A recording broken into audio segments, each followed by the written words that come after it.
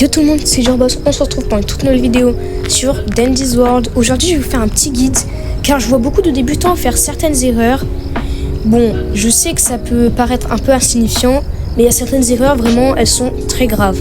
Donc j'espère que ça vous plaira. Sur ce, c'est parti. Alors déjà, on va commencer par le choix du starter. Alors je sais pas si ça dit un starter, mais j'ai trop joué à Pokémon. Alors vous aurez le choix entre Poppy, voilà, ou Boxton. Les deux ont exactement les mêmes stats, ça va être la capacité qui va les différencier.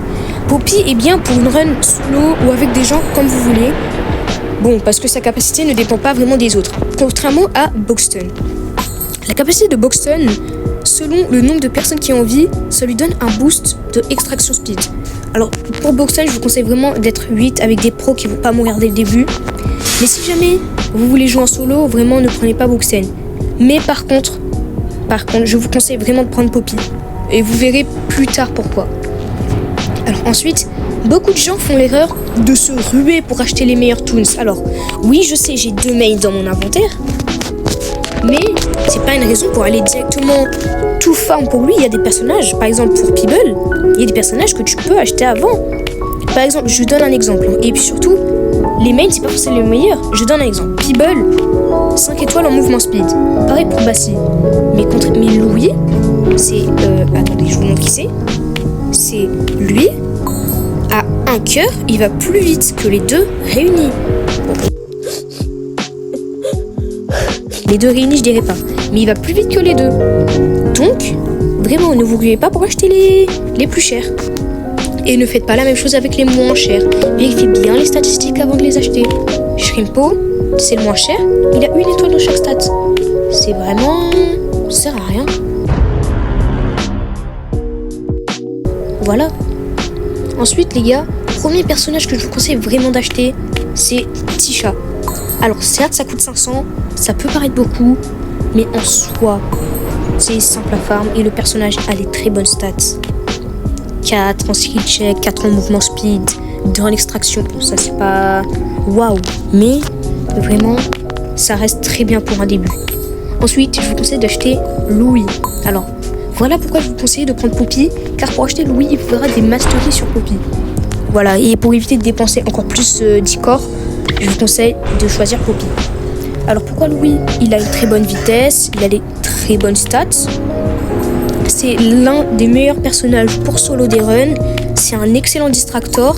Je vous expliquerai les rôles dans un prochain short.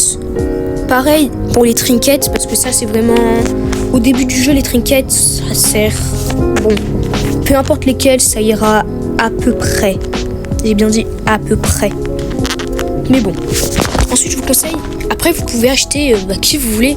Même si je vous conseille d'acheter Roger, car il vous donnera 2 fois plus de recherche. Et la majorité des personnages, vous avez besoin de recherche pour les acheter. Comme les mains, vous avez besoin de recherche. Et regardez, la plupart des personnages aussi. Flutter, bon, c'est un mauvais exemple. 50% recherche, vous avez besoin de recherche. Donc, Roger peut être vraiment bien. Ensuite, faites bien attention au tableau. Par exemple, là, sur le tableau, Peeble a plus de chances d'apparaître. Et moi, après, je vais farmer. Parce que moi, j'ai besoin de Peeble. Je suis à 78%. Mais selon le truc qu'il y a sur le tableau, faites plus ou moins de game. Par exemple, si jamais, imaginons, vous avez 62% sur... allez, Sprout.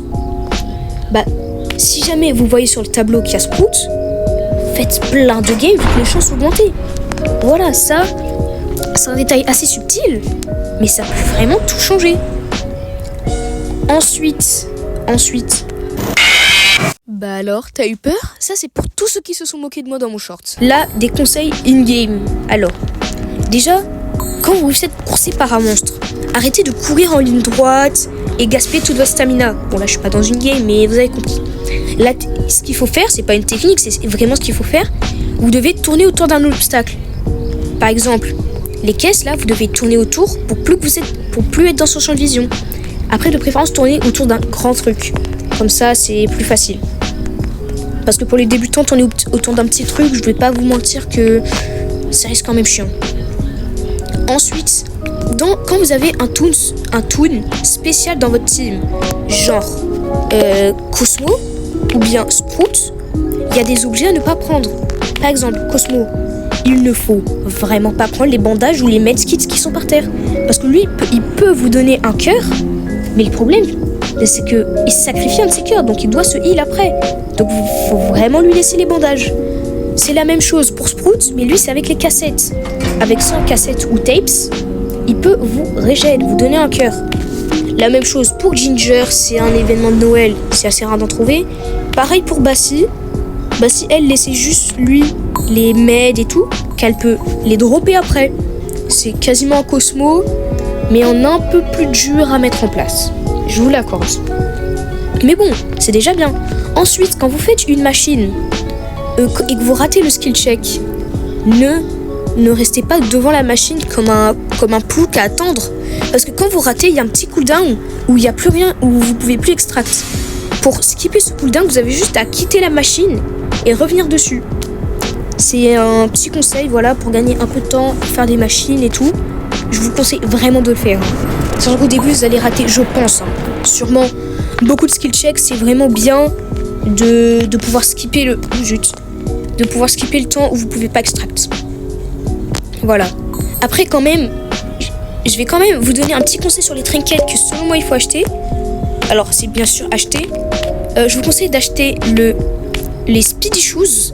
Ça vous donne 5% de speed sur marcher et courir. Et je vous conseille aussi je sais pas comment ça se prononce, moi je dis Wrench, ouais je pense que ça se dit Wrench. Ça, dès la première machine de 5 étages, ça te donne, ça la remplit un peu. Ça avec le Jumping Cable, c'est vraiment très fort. Bon, sur ce, j'ai plus rien à dire. J'espère que ce petit guide vous aura plu. Likez, abonnez-vous, c'était Teacher Boss. Bye.